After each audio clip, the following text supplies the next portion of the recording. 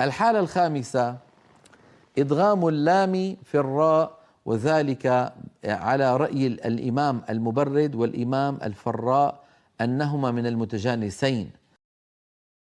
نحن مر معنا في مخارج الحروف أن اللام من مخرج والراء من مخرج والنون من مخرج، هذا ما ذهب إليه الخليل بن أحمد وسيبويه وتابعهما ابن الجزري.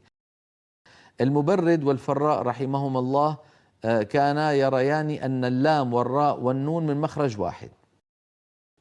ال أن أر كانوا يرون أن، طبعا هي لماذا يختلف العلماء أيها الإخوة؟ لتقارب المخارج، يعني هي مخارج متقاربة جدا، من أجل هذا ساغ لهم الاختلاف.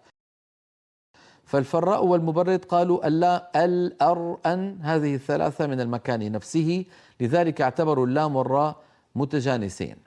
من أجل هذا إمامنا الجزري لما قال وأولي مثل وجنس إن سكن أدغم، مثل لها بقوله كقل ربي، فمثل للام في الراء على مذهب المبرد والفراء.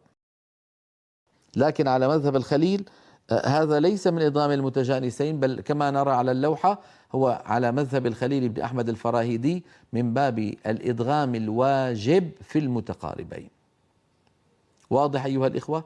حتى أسهل لكم الأمر، قل ربي إذا رأيتموها هي مدغمة، ما أحد يظهر اللام عند الراء، ما أحد يقول قل ربي، ما أحد يفعل هذا، كل العرب تقول قل ربي.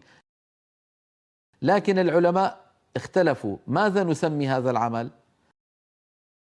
هو عند المبرد والفراء متجانسين، لكنه عند الخليل بن أحمد وسيبويه وتبعهما الجزري هما حرفان متقاربان والإدغام واجب. واضح؟